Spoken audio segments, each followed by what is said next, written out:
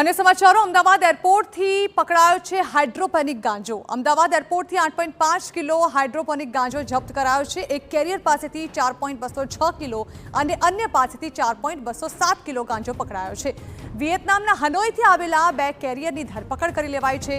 સુરેશ મોરાસિયા અને કેવલ વિરડિયા સામે આ મુદ્દે કાર્યવાહી પણ હાથ ધરાઈ છે। પ્લાસ્ટિક બેગમાં વેક્યુમ કરીને લવાયેલા 8 પેકેટ જે છે તે જપ્ત કરી લેવાયા છે। આ અંગે વધુ માહિતી સંવાદદાતા સચિન પાટીલ પાસેથી મેળવીએ। સચિન, ગાંજો ઘુસાડવાનો નિષ્ફળ પ્રયત્ન કરવામાં આવ્યો, જો કે આ બંને શખ્સો ઝડપાઈ ગયા છે। જાણવા માંગીશું કઈ રીતે તેઓ ઝડપાયા અને તેમના વિરુદ્ધ હાલ શું કાર્યવાહી કરાઈ રહી છે?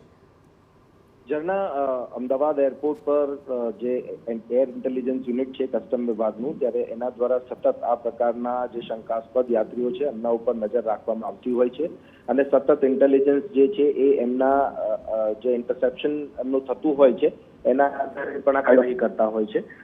જે બંને યાત્રીઓ છે, બંને કેરિયર્સ જે છે, બંને કેરિયર્સ પાસેથી લગભગ 8.5 કિલો એટલે કે આપણે કહીએ 8.5 કરોડનો જે ગાંજો છે ગાંજો જપ્ત કરવામાં આવ્યો છે અને એમની ધરપકડ પણ કરવામાં આવી છે।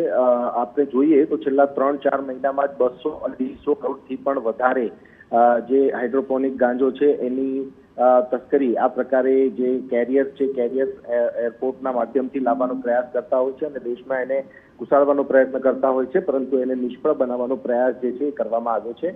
સાથે જ સાથે જે એજન્સીઝ છે એ એજન્સીઝ જે છે પોતાનું કોઓર્ડિનેશન ઇન્ટરનલ કરી પણ રહી છે અને સાથે જ સાથે જે કેરિયર્સ છે અને જે મંગાવી રહ્યા છે, જે મોકલી રહ્યા છે એમનો પણ એક અભ્યાસ કરવામાં આવી રહ્યો છે અને ડિટેલ્સ જે છે એ આખી એકત્રિત કરીને આ લોકોની મોડસ ઓપરેન્ડી તેમજ સાથે જ સાથે જે લોકો આમની સાથે સંકળાયેલા છે ત્યારે એ તમામ બાબતો એકત્ર કરીને આ જે પ્રયાસ છે પ્રયાસને નિષ્ફળ બનાવવામાં આવી રહ્યા છે અને સતત એરપોર્ટ પર આપણે જોઈ પણ રહ્યા છે કે છેલ્લા 3-4 મહિનાથી જે પણ આ પ્રકારના કેરિયર ગાંજો લઈને આવતા હોય છે એમની અટકાયત અને ધરપકડ કરવામાં આવી રહી છે। જી બિલકુલ, આભાર સચિન। તો બંનેની ધરપકડ કરી લેવામાં આવી છે। સે નો ટુ ડ્રગ્સ હેઠળ આ કાર્યવાહી કરવામાં આવી રહી છે।